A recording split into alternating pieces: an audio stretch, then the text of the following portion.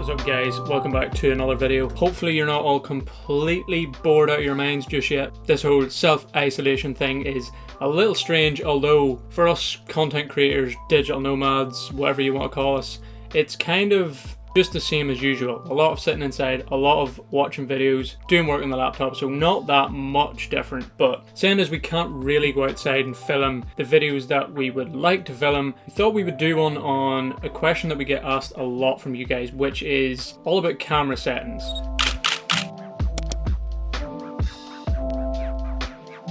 How do we take the pictures we take? What settings do we use to get them?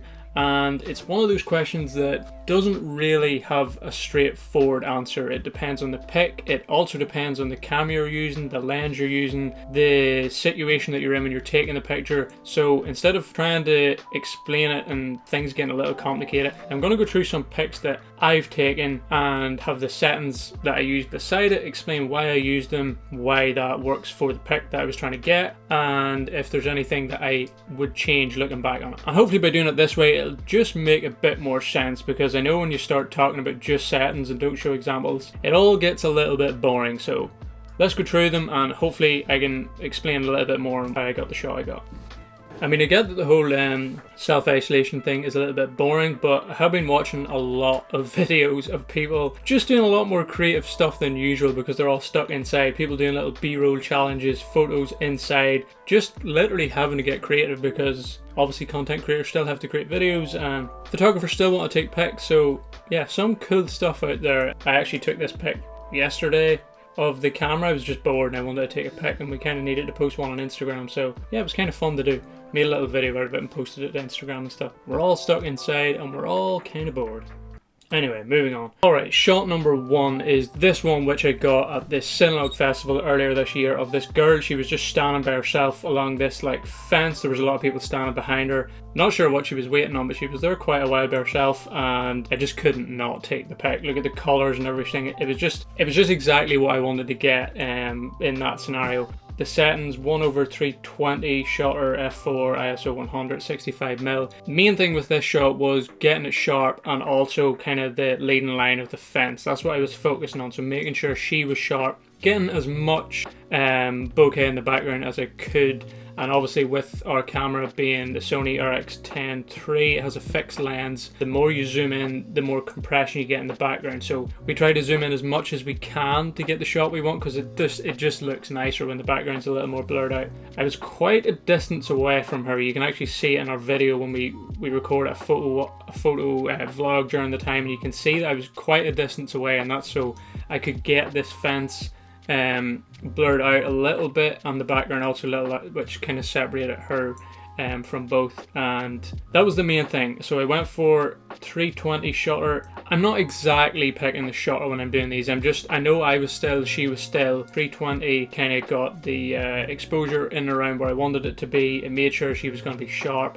ISO didn't need to be touched because it was really bright during the day. We always keep that on 100 if we're out during the day because there's just no need to crank it up. 65mm was just what I thought the best framing was, and it also got me that nice bit of bokeh in the background. So yeah, it's not a complicated shot. I just wanted to use the leading lines, and on this one it was all about getting her sharp and just making sure the image was exposed. I didn't want to put my aperture up because that would have decreased how blurry the background was, so I wanted to keep the aperture as low as possible. In this case, when I zoomed in, the lens automatically goes up to f4.0, and yeah, pretty simple shot. Moving on to this one. This is a different story. Very high, well not very high, but quite a high shutter, 1000, 1/1000, and that is because I wanted to make sure bright part of this image was perfectly exposed, because the shadows I knew were going to be so dark, and I just needed to make sure that the pathway and the background, and I mean the guy's umbrella might have been a little bit overexposed, but I think I got away with it.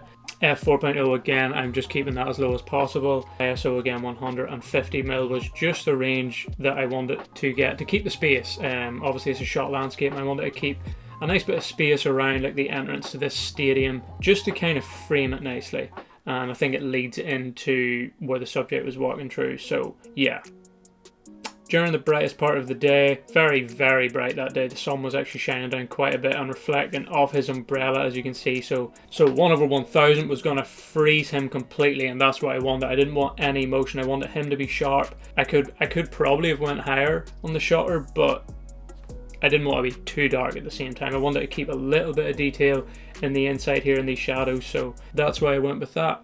I knew the edit was going to be a kind of light and shadow style edit, really dark shadows and leading into him. So with those type of images, especially when it's harsh light, you just want to make sure you expose for the brightest parts of the image, because you can always bring some of the shadows back, but once you blow something out, it's very hard to bring it back and make it look good.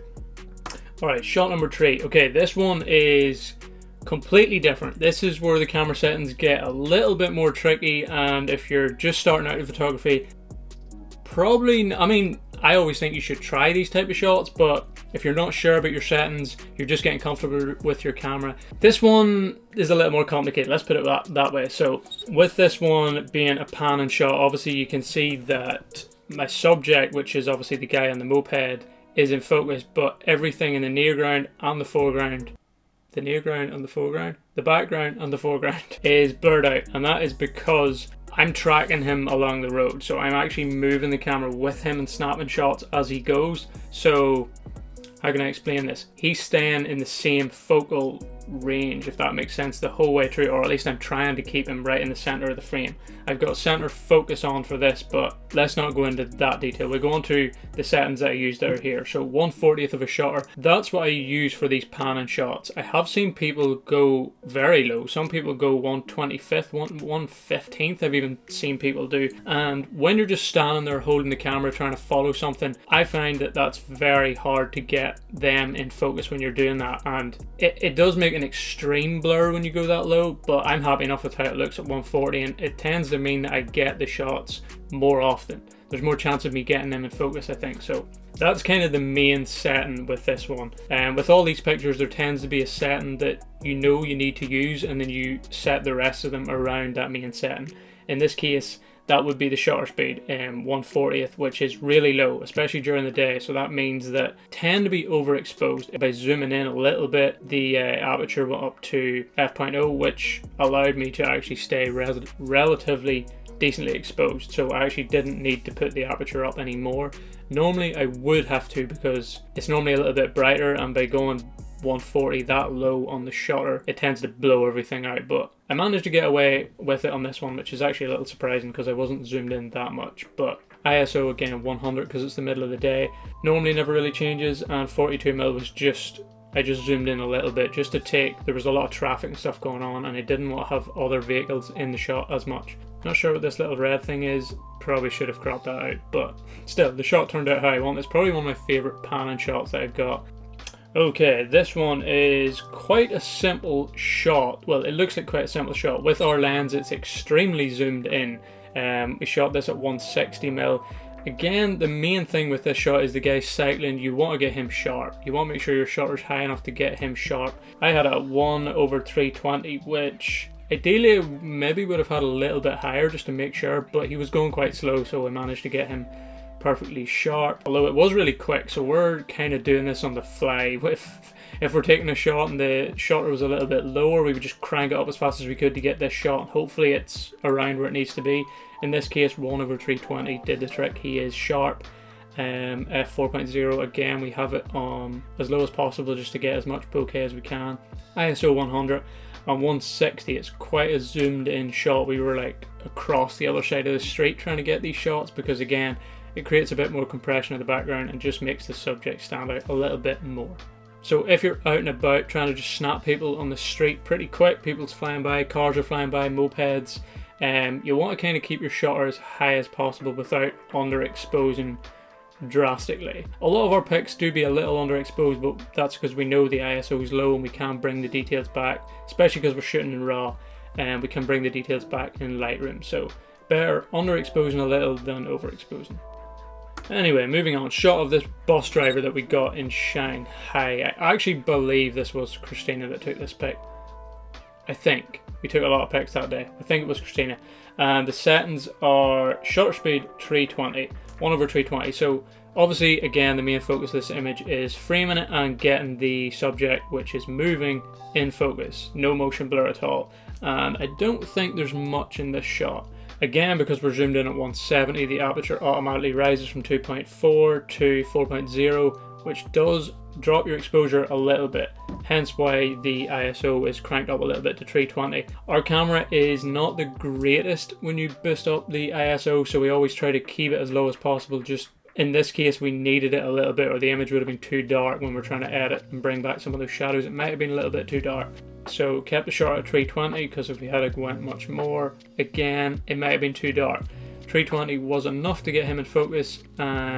Ideally, if it had been brighter, we would have went a little bit higher just to make sure, maybe 500. But it's just a case of playing around. You don't have a lot of time when you're out in the street if you want to get shots, but sometimes if you know there's a shot you're trying to line up, you can kind of judge what you think. If you know your camera, you can judge in editing. Will 320 be okay? Some cameras, like the new A7s, can shoot with a very, very high ISO, and you can get away with it in post. It doesn't look that bad. Whereas in our camera, once we start cranking up like 1,000 plus, it looks too grainy. It adds too much noise. So we try to keep it as low as possible and only boost it up in scenarios like this when we have to. Yeah. Yes, this is another shot that it always stands out to me when I look back at the pics. It's probably one of my favorites, and it's not really anything special. I might actually go back and re-edit it a little bit. There's a few things I might change, but this was in Thailand, and there was a guy across the street cooking in his little, I don't know what you call those, his little kitchen along the street. And I wanted to get a shot of him because the light was just kind of lighting up his hat and his mask and kind of around his face area. And he was like, I think he was washing dishes or putting out plates or something.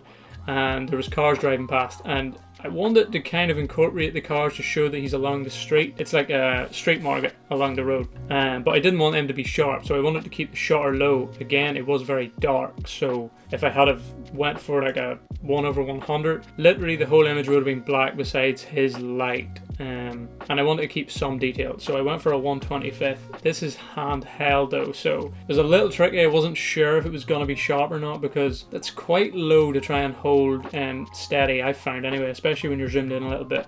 I didn't zoom in too much in this one because the more you zoom in, the wobblier it gets and harder it is to hold a shot still. So 1/25 of a second, that's to get motion in the car going past. I got a little bit. It's just enough that it's kind of like a nice foreground element, but it doesn't really draw your eye too much. f3.5, that was, I think because I was zoomed in a little bit, I'm not quite sure why. I think that maybe automatically went up, because ideally I would have had it at 2.4 because it was dark, but I think that automatically went up when I zoomed in a little bit. ISO 320, that's to bring a little bit of brightness without having to go any lower on the shutter. So the whole idea of this pic was to get some motion in the traffic and brighten up the image a little bit so that I could edit it. 1/25 being the shutter I chose, I had to make sure the brightness was good, so I went for 320, and that's pretty much it. The other settings were just kind of automatic, and it turned out pretty good.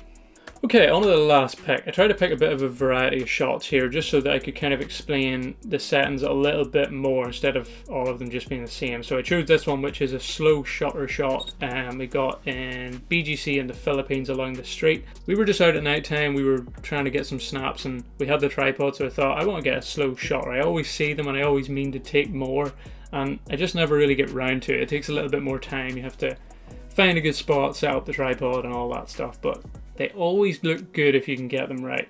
Obviously, with this being a slow shutter, the shutter speed is kind of the priority with this shot. You want to get some of those light lines. I kind of got them in this. There wasn't that much traffic, but this was probably the best one. I took a few, and the lights are there. Ideally, I would like if a bus or something had went past and there would have been more, but I'm quite happy with how this one turned out. 2.5 seconds on the shutter, and that was enough to get me the light trails and just get everything kind of exposed nicely. I put the aperture up to 6.3 so that the people in the foreground, the building, and the buildings in the background would all be kind of relatively in focus. Also shooting at 2.5 seconds to get those light trails. It would have been blown out if the aperture had been as low as 2.4. So I had to crank it up a little bit. And then I put the ISO up a little bit as well, and it was shot at 30 mils. So the main priority being the shutter speed, and then the other settings kind of played around that. 2.5 seconds, f6.3, kind of a random number. Some people have set numbers that they'll put it on. I just put it where I see when I'm looking at the camera. I want to expose everything, get the light trails. So f6.3 got everything in focus and kept everything exposed with a low shutter. ISO 320, I think that's just because when I took one pic I realized it was a little bit dark in the shadow, so I put the ISO up a little bit just to get it round where I wanted it, or at least where I thought it would look good when I took it into editing. And 30mm was just pretty much almost as low as the camera goes, just to get everything in frame. And yeah, I'm pretty happy with how this one turned out. A little bit more light trails would have been cool, but yeah, we got a little bit of blur in there of the people too. It's kind of strange around here, but still, looks kind of cool, and I was happy with how it turned out. Yeah, that is the settings that we used for those pictures. Hopefully, by me explaining them, that allows you to make a bit more sense of everything, why photographers use certain settings, why I use certain settings for these pictures, because I know a lot of you guys might be going out there, might have your camera in auto mode, might be trying out manual for the first time in street photography, and it is tricky, especially when you don't have that much time to set things up. Hopefully I explained things a little bit there. If you have any more questions, drop them in the comments and I'll help you out. It's one of those topics I think you can talk about a lot, and for me, when I was learning, I wanted to see a lot of videos on it so that I could learn. I'm sure you picked up something from it. I'm sure a lot of it is still a little bit confusing, but yeah, that's the settings we used. So I get that the question is, or the title of this video at least, is the best settings for street photography. And the answer is there isn't really best settings for everything. The best settings are the ones that get you the outcome that you wanted. So don't be afraid to play around with your settings, try different shots, and you'll just learn by doing that. Hopefully you found this one a little helpful though. If you did, give it a big thumbs up, hit that subscribe button too. You might be seeing a little bit more of my face, or a lot more of my face in these coming videos because of the self-isolation situation. Christina's at home, I'm here. But what can you do? We will try our best to do some more videos. But anyway, as we always say, take it easy, don't be a stranger.